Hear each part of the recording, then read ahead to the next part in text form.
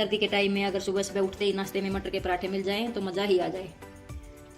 Hello जी, welcome to Ganpati Rasoi. Ganpati रसोई में आज हमने बनाए क्रिस्पी मटर के पराठे।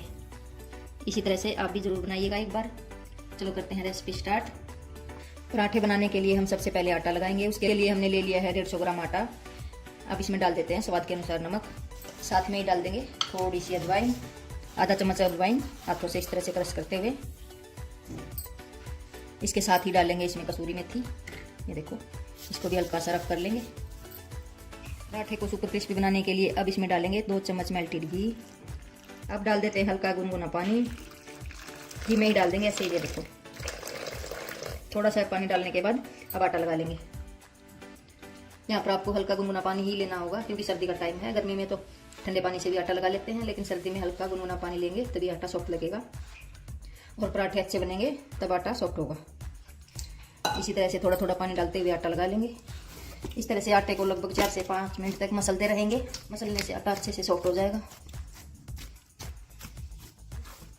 इस तरह से आटा लगाने के बाद अब क्या करना है, ऊपर से घी लगा देंगे थोड़ा सा और इसको छोड़ देंगे 10 से 15 मिनट तो ढक के छोड़ देंगे। यहाँ पर अब हमने ले ली है 1 कटोरी मटर। मटर के अच्छे से दाने निकाल लिए हैं। ये देखो, बहुत बढ़िया मटर आजकल मार्केट में आ चुकी है, बिल्कुल मीठी वाली मटर है। अब लेंगे मिक्सी का जार, इसमें डाल देते हैं 2 से 3 हरी मिर्चों को तोड़ के, साथ में ही डाल देंगे 3 से 4 लहसुन की कलियाँ। उसके साथ ही डाल देंगे अदरक। अगर आप अदरक लहसुन खाना नहीं पसंद करते तो आप इसको स्किप भी कर सकते हो। अब डाल देते हैं इसमें मटर। अब इनको पल्स मोड पे हल्का सा चलाते हुए दरदरा दरदरा पेस्ट बना लेंगे। ये देखो, सिर्फ एक बार ही चलाया हमने और मटर का अच्छे से दरदरा पेस्ट बन चुका है। अब हम डाल देते हैं एक पैन में 1 चम्मच भर के घी। गर्म होने पर अब डाल देते हैं जीरा। जीरा चटकते ही अब डाल देंगे प्याज। हमारी कटा हुआ प्याज डालना है यहाँ पर आपको। प्याज को सिर्फ 1 मिनट ही भूनेंगे। ये देखो, 1 मिनट में ये हल्का ब्राउन हो चुका है। डाल देते हैं इसमें थोड़ी सी हल्दी, बिल्कुल थोड़ी सी डालनी है पर कलर। लाल मिर्च पाउडर, धनिया पाउडर, भुना हुआ जीरा पाउडर। इनको अच्छे से मिक्स कर लेते हैं। थोड़ा सा आमचूर पाउडर, आप यहाँ पर नींबू का रस भी डाल सकते हो अगर डालना चाहो तो, वरना स्किप कर सकते हो। इनको अच्छे से कर लिया मिक्स। अब डाल देते हैं मटर वाला पेस्ट। अब इनको भूनेंगे सिर्फ 2 मिनट। तो हमने अच्छे से भून लिया है और गैस बंद कर दी है। ऊपर से डाल देते हैं, अब डालेंगे नमक। नमक को अच्छे से मिक्स करेंगे। अभी कढ़ाई गर्म है, इसी में रखना है, निकालना नहीं है। ऊपर नमक डालने के बाद इसी तरह से चलाते हुए मिक्स कर लेंगे। मटर के पेस्ट को ठंडा होने देंगे। देखो, मटर का पेस्ट यहाँ पे ठंडा हो चुका है। अब पराठे बना लेते हैं। अब 1 चम्मच भर के फिलिंग लेंगे और सेंटर में रखते जाएंगे। इस तरह से वापस फिर से अंगूठी से दबाते जाएंगे और आटे को सील कर देंगे इस तरह से। देखो,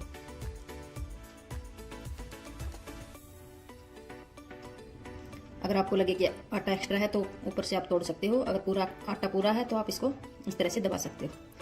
अब हाथों से इस तरह से दबाते हुए एक बार फिलिंग को अच्छे से फैला लेंगे इस तरह से। अब लेंगे सूखा आटा, इस तरह से डस्ट करेंगे और हाथों से ही इसको बेल लेंगे।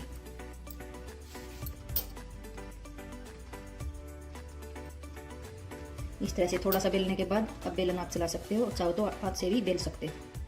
अब लेंगे बेलन। बेलन की सहायता से हल्के हाथों से, ये देखो, इसको बेल लेंगे। एक बार फिर से आटा लगा लेते हैं।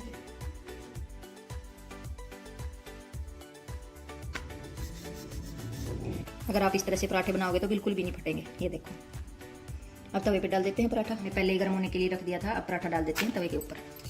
अब एक साइड से पराठा सीख चुका है, अब इसको पलट लेते हैं। ये देखो, कितना अच्छा कलर आ चुका है। ऊपर से लगा देते हैं घी। यहाँ पर आप ऑयल भी लगा सकते हो, बटर भी लगा सकते हो। आप इसको इसी तरह से सूखा बना के भी खा सकते हो बिना ऑयल के। इस तरह से दबाते जाएंगे और एक बार फिर से पलट लेते हैं। दूसरी साइड भी घी लगा देते हैं। एक बार फिर से पलट लेते हैं। ये देखो कितना अच्छे से फूल भी चुका है ये पराठा। इस तरह से अगर आप बनाओगे तो बिल्कुल फूले फूले पराठे बनेंगे, लेकिन दबाते हुए जरूर पकाना। दबाते हुए पकाएंगे तो अच्छे से, ये देखो, क्रिस्पी बनेंगे। अगर आप क्रिस्पी खाना चाहते हो, अगर आप सॉफ्ट खाना चाहते हो तो ज़्यादा देर इसी तरह से मत दबाना।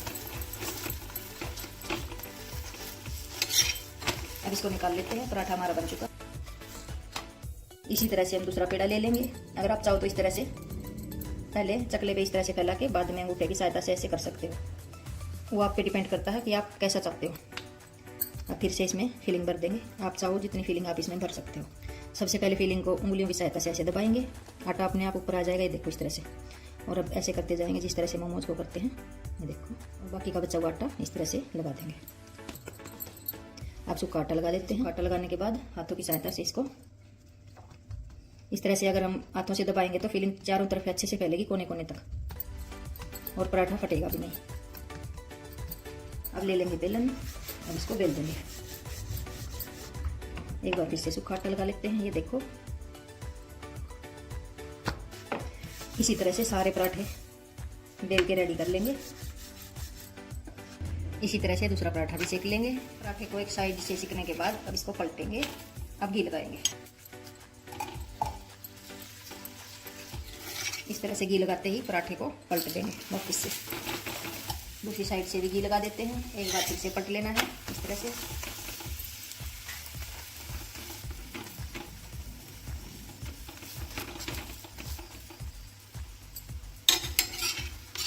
इसी तरह से पलटते हुए पराठे को सेक लेंगे।